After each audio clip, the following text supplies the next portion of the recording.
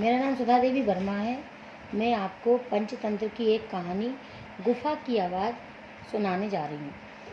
एक बूढ़ा शेर जंगल में मारा मारा फिर रहा था। कई दिनों से उसे खाना नसीब नहीं हुआ था। दरअसल बुढ़ापे के कारण वह अब शिकार नहीं कर पाता था। छोटे छोटे जानवर भी उसे चकमा देकर भाग जाते थे। जब भटकते भटकते वह काफ़ी थक गया था तो एक स्थान पर रुककर सोचने लगा कि क्या करूं, किधर जाऊं, कैसे बुझाएं इस पेट की आग। काश हम भी दूसरे शाकाहारी जानवरों की भांति घास पात फल फूल खा लेते तो आज मुझे इस प्रकार भूखों ना मरना पड़ता। अचानक उसकी नज़र एक गुफा पर पड़ी। उसने सोचा कि इस गुफा में अवश्य ही कोई जंगली जानवर रहता होगा। मैं इस गुफा में जाकर बैठ जाता हूँ। जैसे ही जानवर आएगा मैं उसे खाकर अपना पेट भर लूँगा। शेर उस गुफा के अंदर जाकर बैठ गया और अपने शिकार की प्रतीक्षा करने लगा।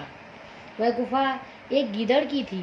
गीदड़ ने गुफा के करीब आते ही गुफा में जाते शेर के पंजों के निशान देखे तो वह फौरन भाग गया, परंतु संकट सामने देखकर उसने अपना संयम नहीं खोया, बल्कि उसकी बुद्धि तेजी से काम करने लगी कि इस शत्रु से कैसे बचा जाए। और फिर उसकी बुद्धि में नई बात आ ही गई।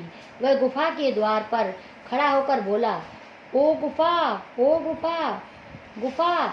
जब अंदर से गुफा ने कोई उत्तर ना दिया तो गीदड़ एक बार फिर बोला, सुन रही गुफा, तेरी मेरी ये संधि है कि जब भी मैं बाहर से आऊँगा तो तेरा नाम लेकर तुझे बुलाऊँगा।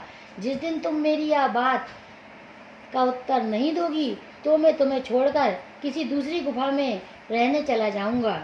अंदर बैठे शेर ने जैसे ही गीदड़ के मुँह से ये बात सुनी तो वह समझ बैठा कि ये गुफा गीदड़ के आने पर जरूर बोलती होगी। अतः अपनी आवाज़ को भरसक मधुर बनाकर वह बोला, अरे आओ आओ गीदड़ भाई, तुम्हारा स्वागत है। अरे शेर मामा, तुम बुढ़ापे में तुम्हारी बुद्धि इतना भी नहीं सोच पा रही कि गुफाएं कभी नहीं बोलती। कहकर वह तेजी से पलटकर भागा। शेर उसे पकड़ने के लिए गुफा से बाहर अवश्य आया, किंतु तब तक वह चालाक गीदड़ 9-2-11 हो चुका था। उसी समय शेर ने एक जोरदार दहाड़ मारी। उसकी दहाड़ से गुफा तो क्या, पूरा जंगल ही गूंज उठा था।